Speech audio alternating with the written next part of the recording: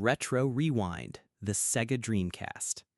Welcome to Retro Rewind, the show that plugs you back into the pixels, polygons, and personalities that shaped the world of gaming.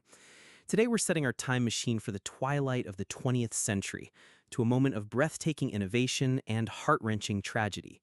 We're looking at a console that was a prophecy, a last stand, and a swan song all at once.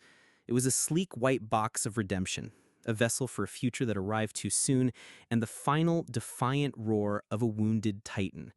It promised to bring the arcade into your living room with unprecedented fidelity, to connect the world through a telephone line, and to cast a dream of what gaming could become. It delivered on every single one of those promises, and it died for them. Today, we rewind to the era of the Sega Dreamcast. Introduction: the last dream of a fallen empire. To understand the arrival of the Sega Dreamcast, you have to understand the world it was born from. A world of Sega's own making, shattered by hubris and civil war. By the late 1990s, the gaming landscape was a kingdom conquered. Sony, the consumer electronics giant that Sega had once considered partnering with, had stormed the castle with its PlayStation, redefining video games as mainstream adult entertainment and capturing the hearts and minds of a generation. Nintendo, the old king, still held a powerful second place with its Nintendo 64, its legendary franchises proving as potent as ever. And then there was Sega, once a defiant challenger, the cool rebel that had gone toe-to-toe with Nintendo and started the first great console war. Sega was now a shadow of its former self. It was a company haunted by the ghosts of its recent past, the commercial disasters of the Sega CD and the 32X, peripherals that had confused consumers, alienated developers, and bled the company of cash and goodwill. More than that, it was a company crippled by the civil war that was the Sega Saturn.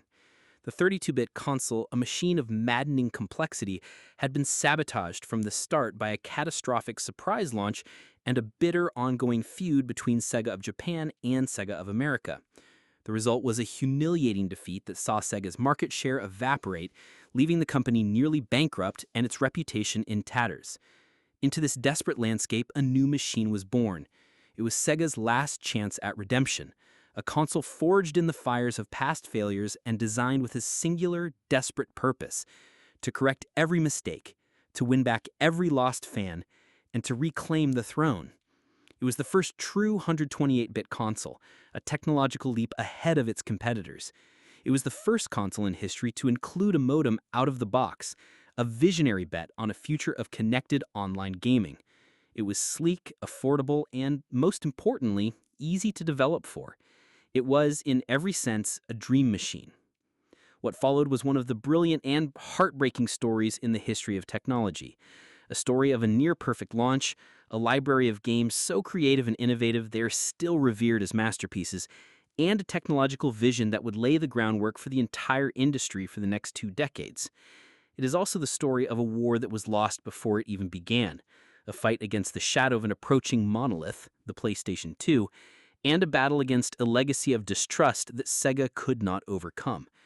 This was Sega's final beautiful gamble. As former Sega of America president Peter Moore would later reflect, it was groundbreaking, but I think we broke the ground for somebody else. This is the story of that ground being broken. This is the story of the Sega Dreamcast. Chapter 1: The Ashes of the Saturn. To comprehend the desperate hope that fueled the Sega Dreamcast, one must first descend into the wreckage of its predecessor, the Sega Saturn. The Saturn's failure in the West was not merely a case of being outsold. It was a slow, agonizing self-immolation, a cautionary tale of corporate infighting, strategic blunders, and profound arrogance that left Sega financially crippled and its brand image shattered. The Dreamcast was born directly from these ashes, its design philosophy a point-by-point rebuttal of everything that had gone so horribly wrong. A house divided. The root of the Saturn's demise can be traced back to the very success of the Sega Genesis. Under the aggressive leadership of Tom Kalinske, Sega of America had transformed itself from a minor subsidiary into a market-leading powerhouse, achieving a level of autonomy unprecedented for the overseas branch of a Japanese corporation. This success, however, bred resentment and a deep strategic rift with Sega of Japan. The two halves of the company began to operate not as partners, but as rivals, each convinced of its own superiority and deeply suspicious of the other's motives. This internal Cold War would prove catastrophic. Sega of America, understanding the Western market, had pushed for a partnership with Silicon Graphics to create a powerful 3D-focused console. Sega of Japan, however, rejected this proposal and proceeded with its own complex dual CPU design for the Saturn. This decision was the first domino to fall. The Saturn's architecture, with its two Hitachi SH2 CPUs and multiple video processors, was a marvel of 2D sprite scaling power, but a convoluted nightmare for 3D game development. While Sega's brilliant arcade developers in Japan could wrestle masterpieces from the hardware, most third-party developers, especially in the West, found it prohibitively difficult and expensive. They flocked instead to Sony's PlayStation, a machine designed from the ground up with elegant, straightforward 3D architecture. The add-on fiascos and the erosion of trust. Even before the Saturn arrived, Sega had begun to poison its own well with a series of ill-conceived add-ons for the aging Genesis. The Sega CD, launched in 1992, was an expensive peripheral whose library was largely defined by grainy, unplayable full-motion video games. Then came the 32X in 1994, a stopgap 32-bit enhancement for the Genesis, rushed to market out of a panicked fear of the Atari Jaguar. These add-ons were not just commercial flops, they were strategic poison. They fragmented the user base, creating a confusing ecosystem of incompatible hardware configurations.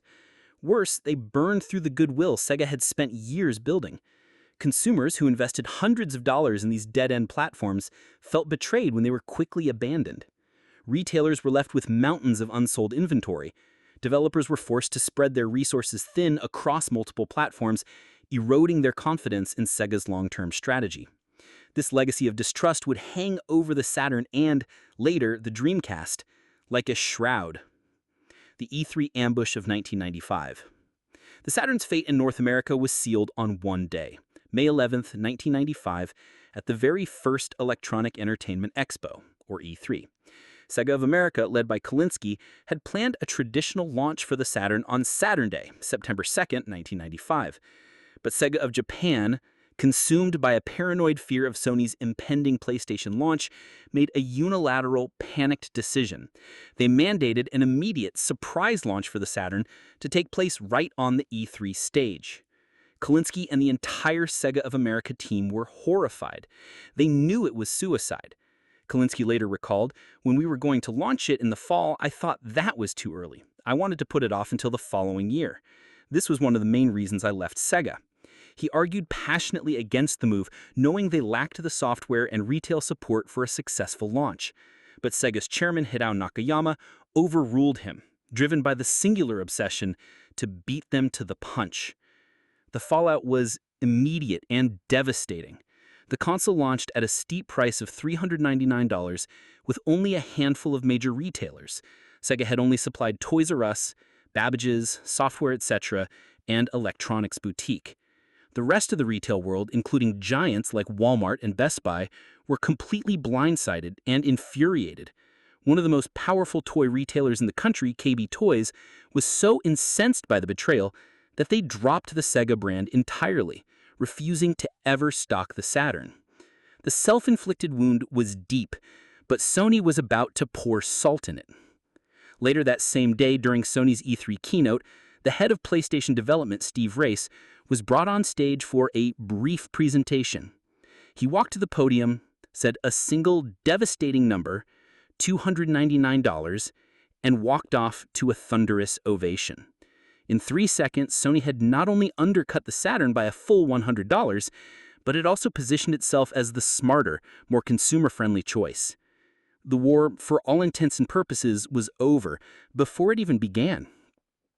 The abdication and the aftermath. The Saturn limped on for a few years, buoyed by a string of brilliant but niche titles from Sega's Japanese studios, but it never recovered from its disastrous launch. By August of 1997, Sega's market share in the United States had collapsed to a mere 12%, compared to Sony's 47% and Nintendo's 40%. The company was hemorrhaging money, posting its first consolidated financial losses since going public in 1988. In 1997, Bernie Stolar, a former top executive from the wildly successful Sony Computer Entertainment America, was brought in to lead Sega of America. His assessment was brutal and swift. He saw the Saturn for what it was: a lost cause. In a move that shocked the industry, Stoller announced that Sega lay discontinuing the Saturn in North America, effectively ceding the market for over a year to prepare for its successor. I thought the Saturn was a mistake as far as hardware was concerned, Stoller stated bluntly in the later interview. The games were obviously terrific, but the hardware just wasn't there. We have to kill Saturn and start building the new technology. The decision, while financially necessary, was the final nail in the coffin of Sega's brand credibility. They had now abandoned 3 consecutive hardware platforms, the Sega CD, the 32X, and the Saturn, leaving their most loyal fans with expensive, useless plastic and a deep-seated sense of betrayal. The Dreamcast was not just launching into a market dominated by Sony, it was launching with the heavy, self-imposed baggage of its own past. It was a machine born with a brilliant future, but a cursed inheritance. Chapter 2: Forging the White Sword, a tale of 2 prototypes. Out of the smoldering ruins of the Saturn, a new project began to rise. Sega knew this would be its last chance. The next console could not just be good, it had to be revolutionary, affordable, and above all, easy for developers to work with. The mandate from Sega's new president, Shoichiro Irimajiri, was to create a machine that could wash away the sins of the past. To achieve this, he took the highly unusual step of commissioning 2 separate, competing designs, sparking an internal hardware war between Sega's American and Japanese divisions, a conflict that would ultimately seal the fate of a key third-party relationship long before the console ever hit shelves. Project Black Belt, the American Challenger. In a secret suite at Sega of America's headquarters, a skunkworks group led by an IBM alumnus named Tatsuo Yamamoto began work on a prototype codenamed Black Belt. This project was championed by SOA president Bernie Stolar, and its design philosophy was a direct reflection of the lessons learned from the Saturn's failure. It was built on pragmatism and an understanding of the Western development scene. The core of Black Belt was a strategy of using powerful but readily available off-the-shelf components from the burgeoning PC market. This would not only keep manufacturing costs down, but would also provide developers with a familiar architecture, drastically reducing the learning curve that had crippled the Saturn. The centerpiece of the American design was a graphics chipset from 3DFX Interactive, the undisputed king of the PC 3D graphics card market at the time. Their Voodoo architecture was the gold standard, and the Black Belt prototype was designed around a custom chip based on their Voodoo 2 and Voodoo Banshee technology. This was paired with a Motorola PowerPC 603E processor, another well-understood chip from the PC world. The American proposal was a powerful, practical, and developer-friendly machine designed to win back the hearts and minds of Western studios. Project Katana, the Japanese champion. Meanwhile, in Japan, Sega's veteran hardware division, led by the legendary Hideki Sato, was working on its own successor, codenamed Katana, and at one point, Dural. Their approach was rooted in Sega's long-standing relationships with its Japanese technology partners and a grander strategic vision. The heart of the Katana was a brand new, powerful CPU from Hitachi, the SH4, which was an evolution of the architecture used in the Saturn. For its graphics, Sato's team partnered with NEC to use their new Power VR2 chipset, an innovative design from the British firm Videologic, now Imagination Technologies. This design was not just about creating a home console, it was about creating a unified ecosystem. The Katana architecture was being developed in parallel with Sega's next-generation arcade board, the Naomi, ensuring that arcade hits could be ported to the home console with near-perfect fidelity, a core tenet of Sega's identity. The fatal leak and the corporate fallout. For much of 1997, the two teams competed, each refining their designs and lobbying for their vision to become Sega's future. The Black Belt design, with its 3DFX muscle, was reportedly the more powerful of the two. But the fate of the project would be decided not in a lab, but in a legal document. In April 1997, 3DFX Interactive filed for its initial public offering, IPO, to become a publicly traded company. As required by United States securities law, the IPO filing had to disclose all material contracts and business relationships, This included their secret, high-stakes development deal with Sega for the Black Belt project. Suddenly, the closely guarded details of Sega's next-generation console were laid bare for the entire world, including Sega's competitors. The executives at Sega of Japan were reportedly outraged by the disclosure. The fallout was swift and decisive. In July 1997, Sega officially terminated its contract with 3DFX and formally selected the Japanese Katana design as the sole path forward. 3DFX, feeling betrayed, promptly filed a multi-million-dollar lawsuit against Sega and NEC, accusing them of breach of contract and of entering the deal in bad faith simply to steal their technology. The messy legal battle was eventually settled out of court, but the damage was done. While the IPO leak was the dramatic flashpoint, the decision was also influenced by more practical concerns. Presentations of the Katana hardware had showcased the impressive performance and, crucially, the lower manufacturing cost of the SH4 and Power VR2 combination. Furthermore, Sega's deep-rooted relationships with Japanese partners like Hitachi and NEC likely played a significant role. As Bernie Stolar succinctly put it, Japan wanted the Japanese version, and Japan won. The white sword had been chosen.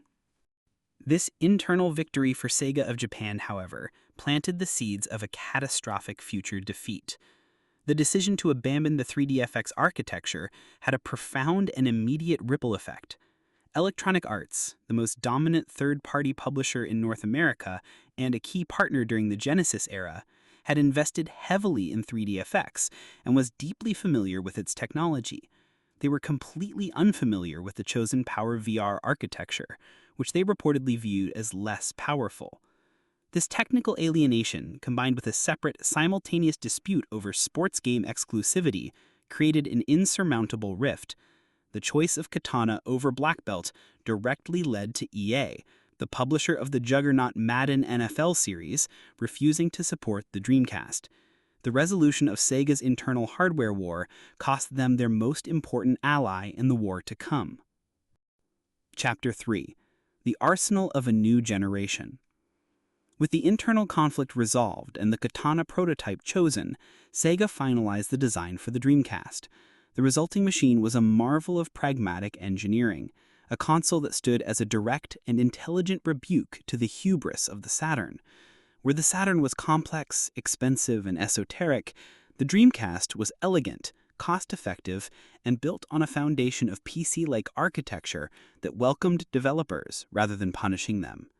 This new philosophy created a powerful and versatile canvas for the explosion of creativity that was to come. The brains of the operation, the Hitachi SH4 CPU. At the heart of the Dreamcast was a 32-bit Hitachi SH4 RISC processor running at 200 MHz. On its own, this was a significant leap in raw processing power over its 32-bit predecessors. However, its true strength lay in a specialized component, a powerful 128-bit vector graphics engine that served as its integrated floating point unit, or FPU. This was a critical design choice. In most modern consoles, the GPU handles the entire graphics pipeline, including the complex mathematical calculations of 3D geometry, transforming vertices in 3D space, calculating lighting, and preparing polygons for rendering. The Dreamcast's architecture split this workload. Its GPU, the Power VR2, was a pure rasterizer. Its job was to draw the pixels, apply textures, and handle effects. The heavy lifting of the geometry calculations fell to the SH4's FPU. This made the CPU an unusually vital part of the graphics process, capable of processing millions of polygons per second on its own, and giving the Dreamcast its formidable 3D horsepower. The visionary graphics engine, the NEC Power VR2. What made the Dreamcast so revolutionary was its rejection of the brute force rendering method used by almost every other 3D accelerator at the time. Most 3D hardware uses a technique called immediate mode rendering, or IMR. In simple terms, an IMR system renders every polygon the CPU sends it, one by one. This is inefficient because in any complex 3D scene, many of those polygons will ultimately be hidden behind other objects, a character hidden by a wall, for example. The system still wastes precious time and memory bandwidth processing, texturing, and shading these unseen polygons, a problem known as overdraw. The Power VR2 used a fundamentally different and far more efficient approach called tile-based deferred rendering, or TBDR. Instead of rendering the whole screen at once, the TBDR engine first divided the screen into a grid of small squares, or tiles. Then for each individual tile, it would perform a crucial step. It would figure out which polygons were actually visible from the camera's perspective before doing any of the complex and time-consuming rendering work. This process, known as hidden surface removal, was performed at the start of the pipeline. By discarding all the hidden polygons first, the GPU could dedicate all of its power to rendering only what the player would actually see. This radical efficiency saved immense amounts of memory bandwidth, allowing for more complex. The arcade home symbiosis, the Naomi connection. One of the most brilliant aspects of the Dreamcast's design was its deep symbiotic relationship with Sega's new arcade hardware, the Naomi, New Arcade Operation Machine Idea board. They were, for all intents and purposes, architectural siblings. The Naomi board used the same core components as the Dreamcast, a Hitachi SH4 CPU and an NEC Power VR2 GPU. While the Naomi was a more powerful and scalable system, it featured double the main and video RAM of the Dreamcast, 4 times the sound memory, and could even link up to 16 boards together for massive arcade experiences. The shared foundation was a game changer. Both platforms used the same Katana development kit and software libraries. This meant that developers could create a game for the arcades and then port it to the Dreamcast with astonishing speed and fidelity. This direct lineage was the reason the Dreamcast became the undisputed king of arcade-perfect ports, fulfilling the promise that console gaming had been making for over a decade. Games like Crazy Taxi, The House of the Dead 2, and Virtua Fighter 3 TB were not just approximations. They were the genuine article, running in the living room. The Dreamcast's unique ability to output a 480p VGA signal, a feature unheard of for consoles at the time, was a direct legacy of this shared arcade DNA, as the Naomi was built for the high-resolution VGA monitors used in modern arcade cabinets. The Open Invitation, a partnership with Microsoft. In a move that signaled a dramatic shift away from the proprietary closed-off philosophy of the Saturn, Sega made a strategic partnership with Microsoft to bring a custom version of their Windows CE operating system to the Dreamcast. This was a clear and calculated olive branch to the world of PC game development. By providing a Windows CE-based toolkit, Sega gave developers the option to use familiar, industry-standard tools like DirectX and the Visual C++ development environment. This dramatically lowered the barrier to entry, making it incredibly easy for studios to port their existing PC games to the Dreamcast. While this approach came with a performance overhead, the entire Windows CE operating system had to be included on the game disk and loaded into the console's limited RAM. It was a worthwhile trade-off for many developers. It was a pragmatic decision that helped to quickly build a diverse third-party library and signaled that the Dreamcast was an open and welcoming platform, the opposite of the notoriously difficult Saturn. This series of intelligent, cost-conscious design choices resulted in a machine that was both powerful and accessible. However, the most critical of these decisions, the choice to use a proprietary 1GB GD-ROM disk format instead of the emerging and more expensive DVD-ROM technology, was a double-edged sword. It was the key to hitting the magic $199 price point that would be so crucial to its launch success. But this technically sound and financially necessary choice inadvertently created the Dreamcast's greatest vulnerability. It handed Sony the perfect weapon to wage a different kind of war, allowing them to market the upcoming PlayStation 2 not merely as a next-generation gaming machine, but as an affordable, all-in-one DVD player for the entire family. To really appreciate the leap the Dreamcast represented, it helps to put it in context. Let's take a look at how Sega's white box stacked up against its main rivals at the time: the established Nintendo 64, which launched in 1996, and the looming Titan, the PlayStation 2, which would arrive in 2000. First, let's talk about the brains of the operation, the CPU. The Dreamcast was packing a 200 MHz Hitachi SH4 RISC processor. This was a huge jump over the Nintendo 64's 93.75 MHz chip.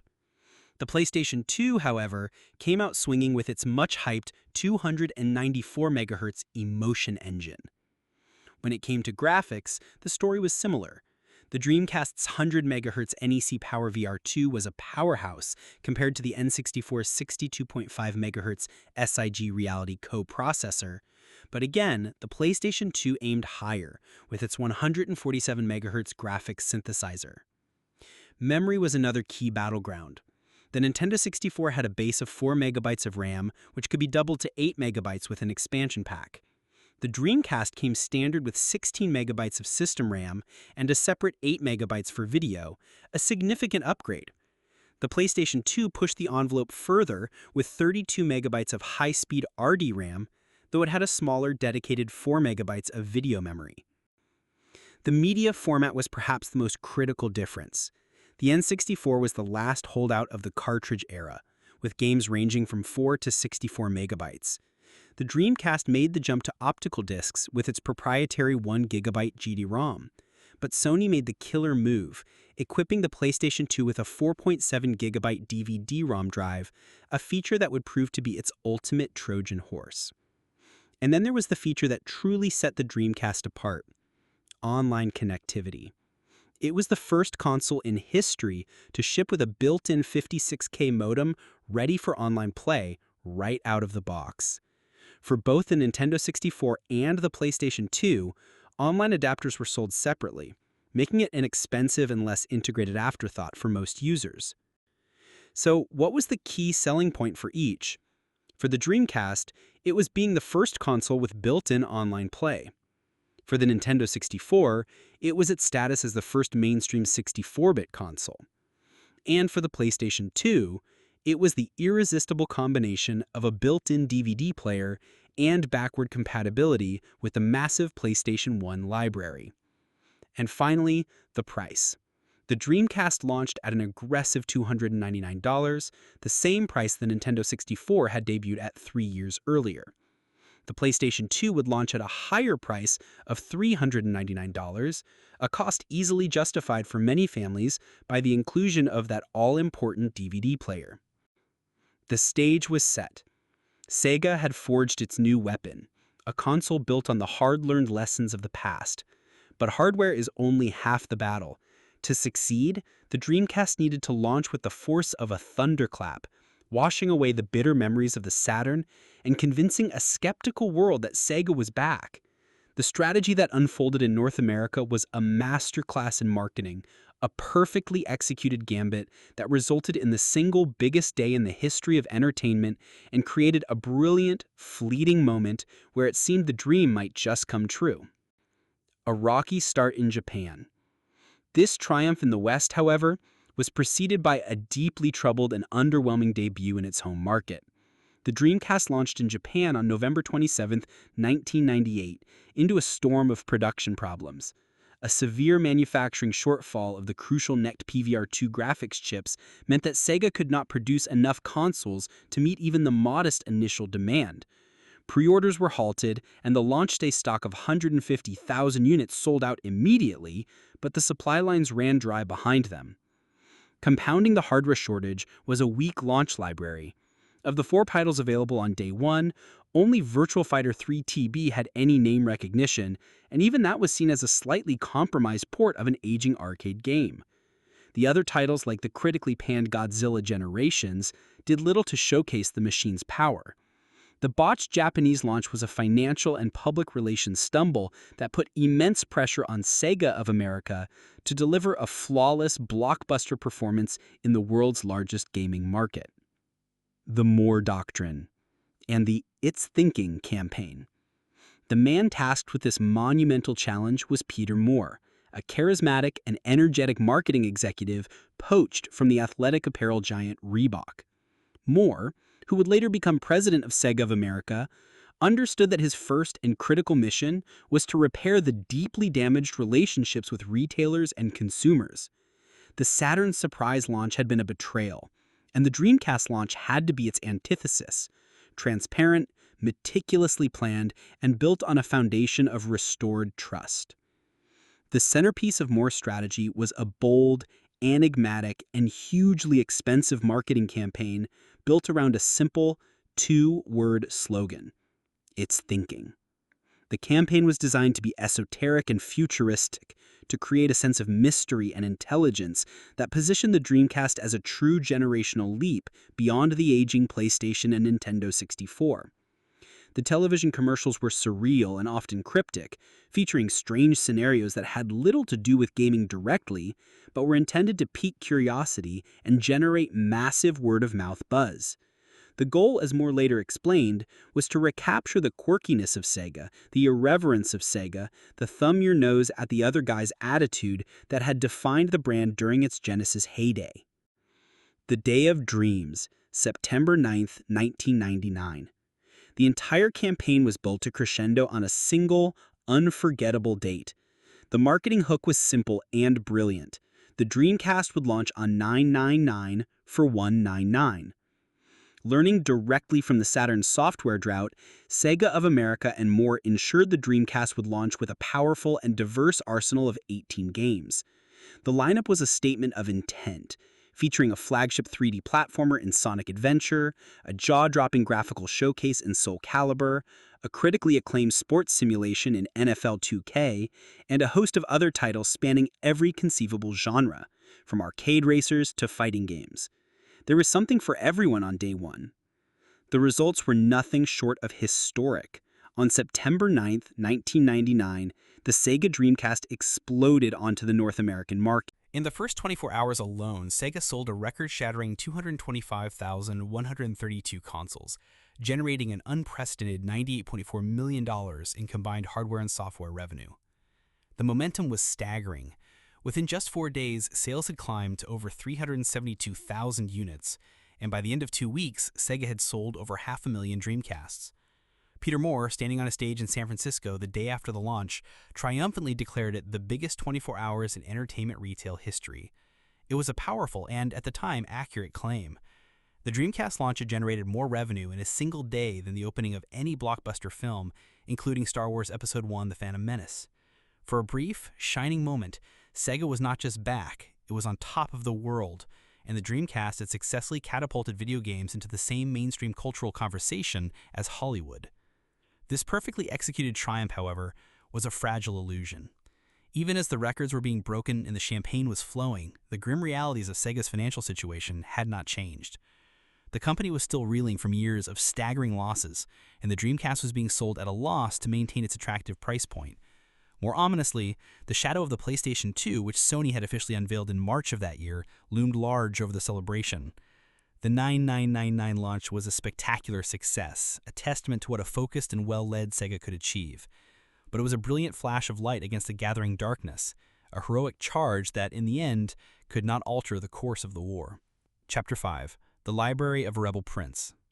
A console, no matter how visionary its hardware, is ultimately an empty vessel. Its soul is its software. It was here, in the breathtaking quality, creativity, and sheer diversity of its game library, that the Sega Dreamcast truly cemented its legend. In its tragically short lifespan, the Dreamcast amassed a collection of games that not only defined an era, but also pushed the boundaries of what the medium could be. This was a library born of desperation and genius, a final, glorious burst of creative energy from a company with everything to prove and nothing left to lose. Part 1. The System Sellers, the games that moved hardware. At the forefront of the Dreamcast software assault were the killer apps, the high-profile, must-have titles that justified the purchase of the console all on their own. For the Dreamcast, this holy trinity consisted of a fighting game that redefined graphical fidelity, the long-awaited return of a blue hedgehog, and a sports franchise that dared to challenge a monopoly: Soulcalibur.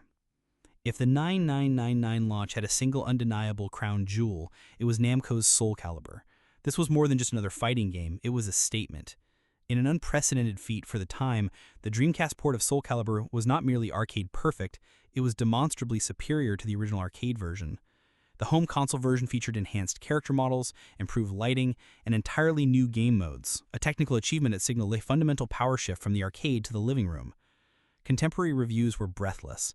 IGN, in its 1999 review, declared it probably the most graphically impressive title you'll see on the American DC this year, praising the unprecedented grace and beauty of its animation, and an overall package that made it console gaming's current graphics leader. But it's appealed beyond visuals. The game's 8-way run system gave players a new level of freedom and fluidity, and its weapon-based combat was both immediately accessible to newcomers and possessed a deep well of strategic complexity for hardcore fans. Soulcalibur was the definitive showcase of the Dreamcast's power, a game so spectacular that it became a true system seller, convincing countless gamers to invest in Sega's new machine on its merits alone. Sonic Adventure. For Sega loyalists, the most anticipated launch title was, without question, Sonic Adventure. After the Saturn's entire life cycle had passed without a true original 3D Sonic platformer, the weight of expectation on this game was immense. Developed by the legendary Sonic team, Sonic Adventure was an ambitious reinvention of the franchise for a new generation. The game was a massive departure from its 2D roots. It featured a sprawling story told from the perspective of 6 different playable characters, each with their own unique gameplay style. Players explored large, open adventure-filled hub worlds, interacting with NPCs and discovering secrets between the traditional high-speed action stages. Perhaps its most innovative feature was the A-Life system for raising virtual pets called Chow, which utilized the Dreamcast's unique visual memory unit, the VMU, to allow players to take their Chow with them on the go. Sonic Adventure was not without its flaws. It was plagued by a notoriously troublesome camera system and a host of bugs and glitches, the price of a rushed development schedule to meet the console's launch date. Yet for all its rough edges, its sheer spectacle, speed, and ambition were undeniable. It successfully translated Sonic's core appeal into 3D and became the Dreamcast's all-time best-selling game, moving 2.5 million copies and giving the console the essential flagship hero it desperately needed. NFL 2K. While Soulcalibur appealed to the hardcore and Sonic to the faithful, Sega's third pillar was a direct assault on the mainstream American market. For years, the sports genre had been the undisputed territory of Electronic Arts and its behemoth Madden NFL franchise. With EA refusing to support the Dreamcast, Sega made a bold and brilliant move. They would build their own champion. In May 1999, just months before the Dreamcast launch, Sega acquired the talented sports game developer Visual Concepts. Their first task was to create a football game that could go head-to-head with Madden. The result was NFL 2K, a launch title that stunned critics and players alike with its stunningly realistic graphics, fluid animations, and deep simulation-style gameplay. The following year's sequel, NFL 2K1, was even better.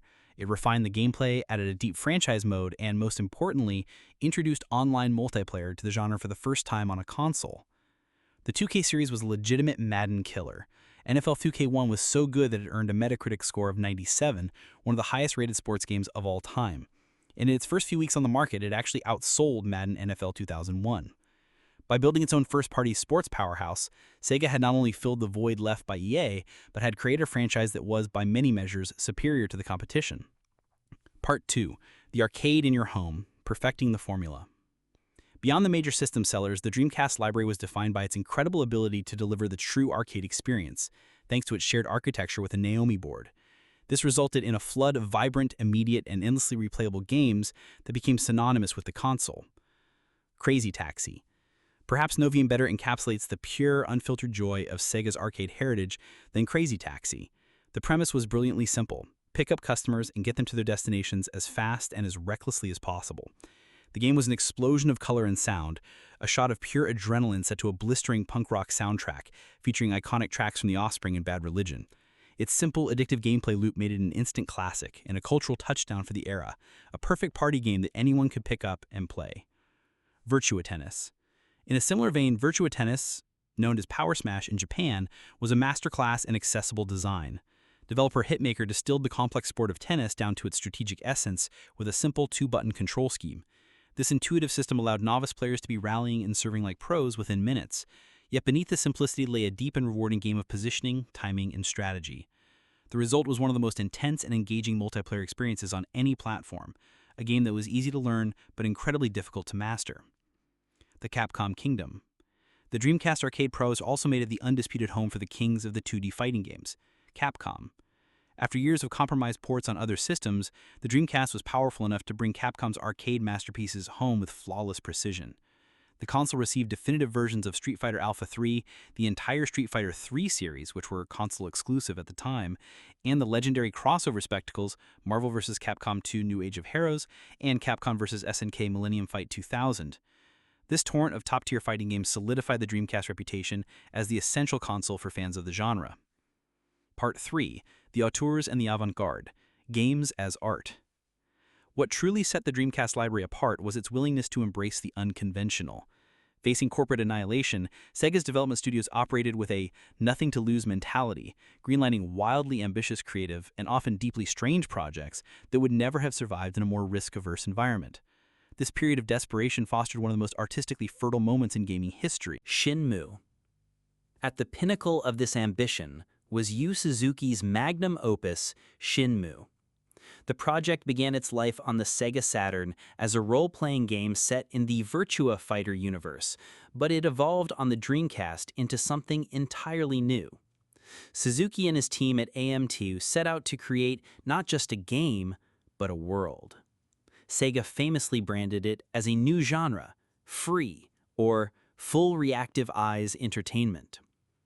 Shenmue was a revenge epic that unfolded in a meticulously detailed, fully realized recreation of 1980s Yokosuka, Japan.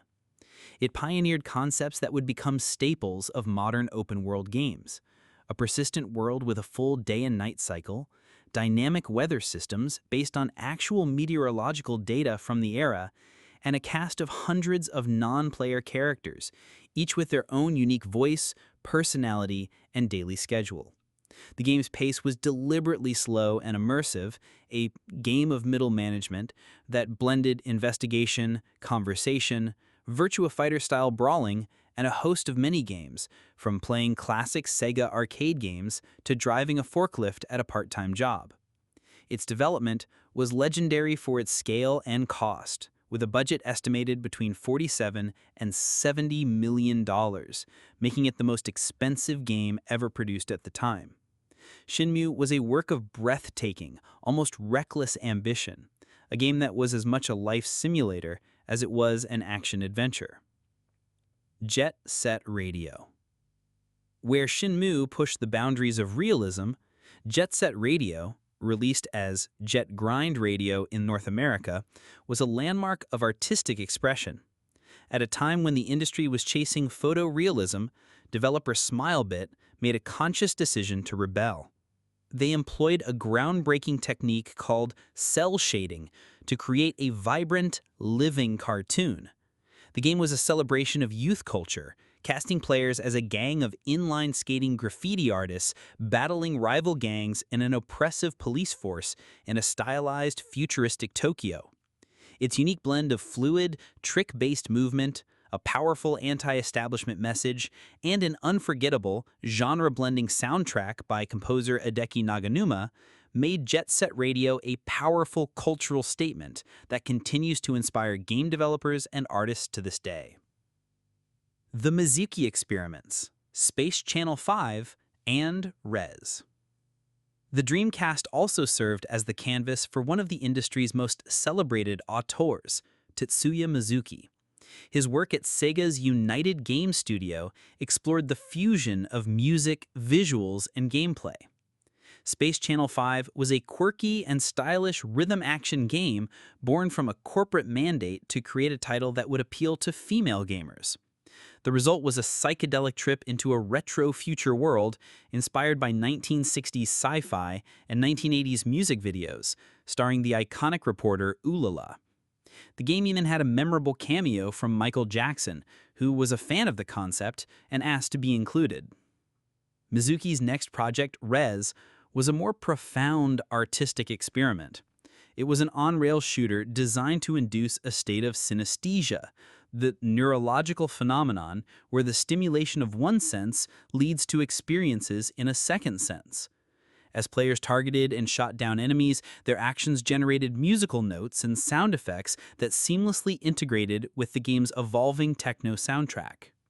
The abstract, wireframe visuals pulsed and reacted to the music, creating a transcendent multi-sensory experience where players could see the sound and feel as though they were composing the music through their gameplay. Seaman.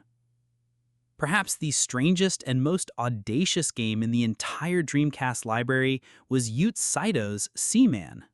More of a virtual pet than a traditional game, Seaman tasked players with raising a bizarre amphibious creature with a human face and a deeply sarcastic personality.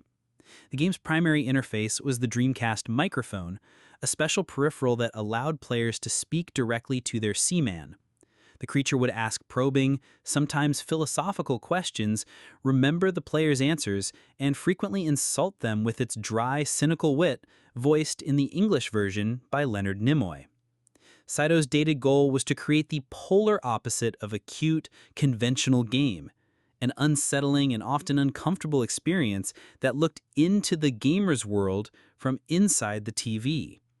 This bizarre and deeply unconventional experiment became a surprise blockbuster hit in Japan and remains one of the most unique and unforgettable titles ever created. Part 4. The Ghost at the Feast. The absence of EA.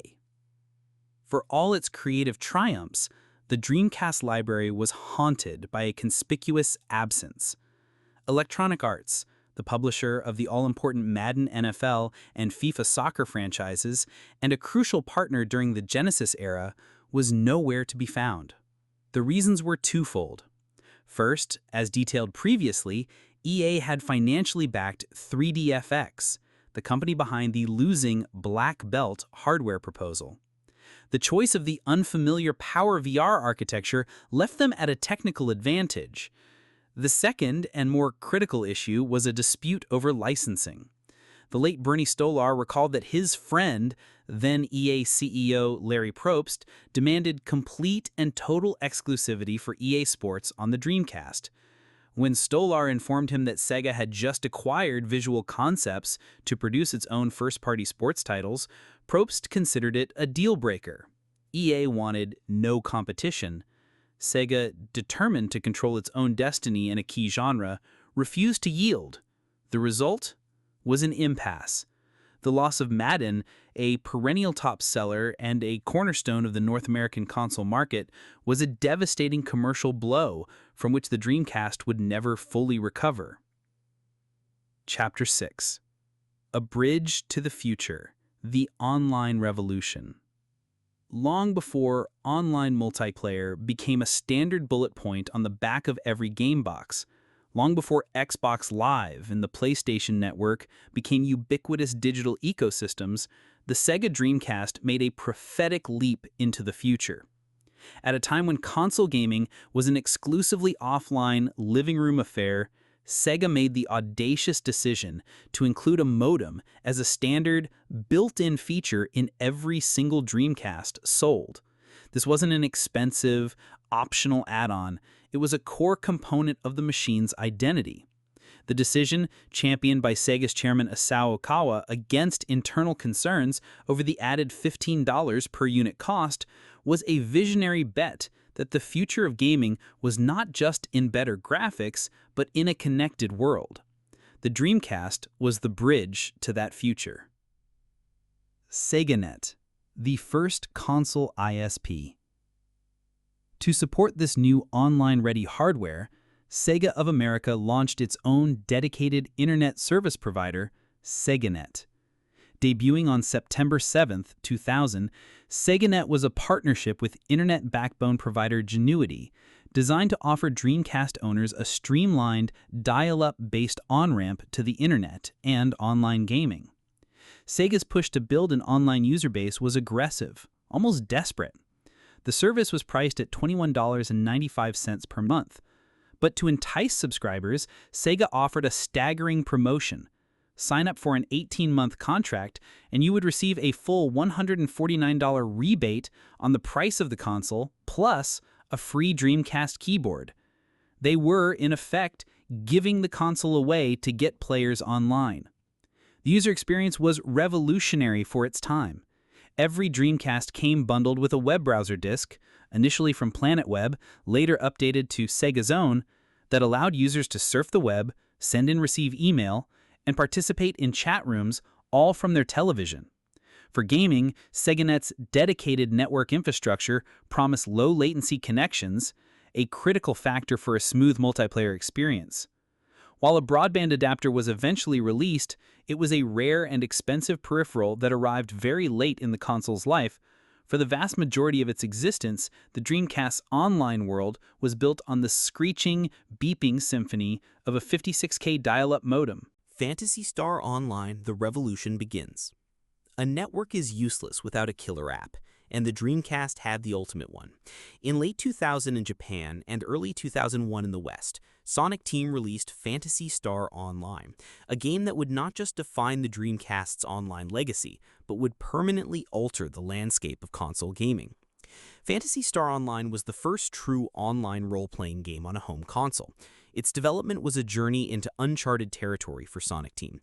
With almost no precedent for online console RPGs in Japan, producer Yuji Naka and his team looked to the West, drawing heavy inspiration from the addictive action RPG loop of Blizzard's PC hit, Diablo. They consciously decided against creating a massive, persistent world like EverQuest or Ultima Online, which would have been technically unfeasible on the Dreamcast and would have required years of continuous updates. Instead, they focused on creating a tight, polished, four-player cooperative experience that blended real-time combat with a deep loot and character progression system. The game was a monumental achievement. It proved that a deep, engaging, and stable online RPG experience was possible on a console. But its most groundbreaking innovation was social. Sonic Team faced the immense challenge of connecting a global player base that spoke different languages. Their solution was ingenious, a universal translation system. Players could construct sentences from a predefined list of words and phrases, which the game would then automatically translate into the native language of the other players in their party. For more nuanced communication, they developed a symbol-based chat system. For the first time, a player in Tokyo, a player in London, and a player in New York could team up, strategize, and embark on an adventure together, seamlessly breaking down the language barrier. The release of Phantasy Star Online was a tragically poignant moment in Sega's history. The game launched in North America on January 30th, 2001. The very next day, January 31st, 2001, Sega officially announced it was discontinuing the Dreamcast. The console's most important and forward-thinking game arrived at the exact moment its death warrant was signed. The Dreamcast Online vision was a brilliant prophecy that simply came too soon. In the year 2000, the vast majority of the world was still on slow, unreliable, and often expensive dial-up internet connections. The broadband infrastructure that would make online gaming a mass-market phenomenon was still years away. The Dreamcast and Phantasy Star Online proved the concept, but it would be Sega's successors who would reap the rewards. A direct line can be drawn from the Dreamcast to the original Microsoft Xbox. Having partnered with Sega on the Windows CE toolkit, Microsoft saw the blueprint for success. The Xbox took the Dreamcast's core philosophy, a console with a PC-like architecture, a hard drive, and a heavy focus on online multiplayer, and launched it a few years later into a world that was finally ready for it. Xbox Live was in many ways the realization of the dream that SegaNet had first cast. Chapter 7: The Shadow of the Monolith. The Dreamcast's triumphal 999 launch was a brilliant flash of light, but it was quickly consumed by the shadow of an approaching monolith. The Sony PlayStation 2 was not just a competitor, it was a cultural and marketing juggernaut, a machine whose pre-launch hype reached such a fever pitch that it effectively froze the market and suffocated Sega's momentum before it could ever truly build. The story of the Dreamcast decline is the story of a company fighting a war on two fronts, against an unstoppable external foe and against its own crippling financial realities. The coming storm and the power of hype. Sony's first strategic masterstroke was one of timing. They officially announced the PlayStation 2 in March of 1999, a full 6 months before the Dreamcast had even launched in North America. This single act was a devastating blow. It immediately planted a seed of doubt in the minds of consumers, framing the yet-to-be-released Dreamcast as a mere transitional platform, a stopgap before the real next generation arrived. Sony's marketers masterfully cultivated an aura of overwhelming technological superiority, creating a narrative of fear, uncertainty, and doubt that left gamers and retailers alike wondering if it was smarter to simply wait for the behemoth. Marketing warfare, emotion engine versus its thinking. At the heart of Sony's marketing blitz was a brilliant if nebulous buzzword, the emotion engine. This was the name given to the PlayStation 2's custom-built CPU. The marketing was vague but evocative, promising a new frontier of gaming where technology could generate genuine emotional responses through lifelike character animations, complex artificial intelligence, and unprecedented realism. It was the perfect counter-narrative to the Dreamcast's more cerebral It's Thinking campaign. While Sega's slogan suggested intelligence, Sony promised feeling, a more potent and alluring concept for a mass audience. While much of the Emotion Engine hype was just that, marketing, it successfully created the perception of a machine that was not just more powerful, but qualitatively different and more advanced than anything that had come before. The ultimate Trojan horse, the DVD player. The PlayStation 2's single greatest strategic advantage had little to do with gaming at all. It was the inclusion of a built-in DVD player. In the year 2000, DVD was the hot new home media format, but standalone players were still a premium luxury item, often costing several $100s. By launching the PlayStation 2 at a competitive price of $299, Sony executed a Trojan horse strategy of breathtaking genius. They weren't just selling a game console, they were selling one of the most affordable and feature-rich DVD players on the market. This transformed the purchasing decision for millions of households. It was no longer a niche hobbyist device for the kid's bedroom. It was a family entertainment hub for the living room.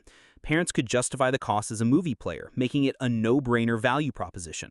This single feature rendered the Dreamcast's own media choice, the cost-effective but limited GD-ROM, obsolete in the public perception. Sega and Sony were fighting two entirely different wars. Sega was selling the world's greatest video game console. Sony was selling the world's smartest DVD player. In the battle for the mainstream living room, Sony's strategy was unbeatable. The effect on Dreamcast sales was catastrophic. After the initial launch surge, sales fell off a cliff throughout 2000 as consumers held their breath for the PS2. Sega, desperate to maintain momentum, initiated a series of aggressive price cuts, dropping the console from $199 to $149, and then, in a final act of desperation, to just $99.95. These price drops failed to move the needle and only served to accelerate the company's already devastating financial losses. Sega was losing a significant amount of money on every console it sold. The numbers were grim. For the fiscal year ending in March 2000, Sega posted a consolidated net loss of 42.88 billion yen. A year later, that loss had widened to a staggering 51.73 billion yen, approximately $417.5 million. The company had suffered 5 consecutive years of financial losses and was on the brink of insolvency. The end came on January 31, 2001. In a press conference that sent shockwaves through the industry, Sega officially announced the unthinkable. It was ceasing production of the Dreamcast effective March 31st and withdrawing from the console hardware business entirely. After 18 years and 5 major consoles, the company that had once challenged a kingdom was laying down its sword. Sega would restructure itself as a third-party software publisher, developing games for the very machines that had defeated it. The dream was over. Chapter 8, The Echo of the Swirl, Legacy and Afterlife. The discontinuation of the Dreamcast on March 31, 2001, marked the end of an era. It was the day Sega, the eternal challenger, finally surrendered in the console wars. But the death of the hardware was not the death of the dream. In its final moments and in the decades that followed, the Dreamcast would leave an indelible and profound legacy, influencing the future of the industry, inspiring a new generation of creators, and fostering one of the most passionate and resilient fan communities in the history of the medium. A chairman's final and noble gift. The story of Sega's transition from a hardware manufacturer to a third-party software publisher begins with an act of extraordinary generosity. Isao Okawa, the chairman of Sega, and its parent company CSK, had been the driving force behind the company's difficult but necessary decision to exit the console business. He had also personally invested hundreds of millions of his own fortune to keep the company afloat during the Dreamcast struggle. On March 16, 2001, just 2 weeks before the final Dreamcast would roll off the assembly line, Isao Okawa passed away from heart failure at the age of 74. In his will, he made a final, stunning gesture to the company that he had led. He forgave all of Sega's outstanding personal debts to him and gifted his entire private holding of Sega and CSK stock, an astonishing sum valued at approximately $695 million, back to the company. This final act of loyalty from its late chairman was the critical transfusion that allowed Sega to survive the immense financial shock of its restructuring and endure as a software company. A new world order. Sega goes third party. The landscape of gaming was immediately and surrealistically transformed. Sega, the company whose entire identity had been forged in opposition to Nintendo, was now developing games for its oldest and fiercest rival. The sight of the Sega logo appearing on the Nintendo GameCube was a seismic event for anyone who had lived through the 16-bit console war. Titles that had been destined for the Dreamcast, like the critically acclaimed sequel Sonic Adventure 2, were ported and enhanced for the GameCube as Sonic Adventure 2 Battle. Sega also brought its online masterpiece, Phantasy Star Online, to Nintendo's console, and even developed a new installment in Nintendo's beloved F-Zero franchise. This new, platform-agnostic strategy saw Sega's legendary franchises spread across all of its former competitors' hardware. Virtua Fighter 4 became a flagship title for the PlayStation 2, and a wave of Sega's classic IP, from Shinobi to Panzer Dragon Orta, found a new home on the Microsoft Xbox. The war was over, and the former enemies were now partners. The Dreamcast's true successor, the Microsoft Xbox. The Dreamcast's influence, however, extended far beyond the games it bequeathed to other platforms. Its entire design philosophy became the blueprint for the next major player to enter the console market, Microsoft. Microsoft had partnered with Sega on the Dreamcast's Windows CE development environment, giving them an inside look at the console's architecture and online strategy. When Microsoft decided to build its own console, the Xbox, it adopted the Dreamcast's core tenets almost wholesale. Like the Dreamcast, the Xbox was built on a PC-like architecture, featured a built-in Ethernet port for online gaming, and was designed with a heavy focus on appealing to a Western audience. The Xbox's online service, Xbox Live, was a direct evolution of the concepts pioneered by SegaNet. Microsoft even secured exclusive sequels to iconic Dreamcast franchises, including Jet Set Radio Future, Shenmue 2 in North America, and Panzer Dragon Orta, making the Xbox the undisputed spiritual successor to Sega's final console. The Dreamcast had shown the way, and Microsoft followed the path to success. The dream never dies. A thriving afterlife. The ultimate paradox of the Sega Dreamcast is that the very factors that contributed to its commercial failure are the reasons for its cultural immortality. Its use of the GD-ROM format was a liability in the face of the PS2's DVD player, but a flaw in its support for the obscure MIL CD format created a backdoor that allowed the console to boot software from standard recordable CDRs without any hardware modification. This, combined with its accessible PC-like architecture and the availability of powerful free homebrew development toolkits like CallistiOS, transformed the Dreamcast from a discontinued product into a living, breathing platform for hobbyist developers. For more than 20 years after its official demise, a vibrant and incredibly dedicated homebrew and indie scene has kept the Dreamcast alive. This community continues to produce a steady stream of new, commercially released physical games, from puzzle games and platformers to graphically impressive shoot-'em-ups like Stormwind. Talented programmers have achieved astonishing technical feats, porting games like Half-Life, Quake, and even demonstrating early builds of Metal Gear Solid 2 and Grand Theft Auto Vice City running on the aging hardware. Perhaps most importantly, this dedicated community has preserved the Dreamcast's most forward-thinking feature. Fans have created and maintained private servers for the console's classic online games, allowing players today to dial up via a DreamPi, which is a small device built with a Raspberry Pi, and experience the magic of playing Phantasy Star Online, Choo Choo Rocket, and Alien Front Online, just as they did in the year 2000. Final retrospective. In the end, the story of the Sega Dreamcast is a beautiful tragedy. It was a commercial failure that was an undeniable artistic and technological triumph. It was a console ahead of its time, a machine whose innovations in online gaming, creative software, and developer-friendly hardware laid the foundation for the modern industry. It arrived at the wrong moment, burdened by the mistakes of its past, and facing a competitor whose market momentum was simply insurmountable. While it marked the end of Sega's long and storied history as a console manufacturer, its legacy is not one of failure, but of inspiration. It inspired a generation of developers with its creative freedom.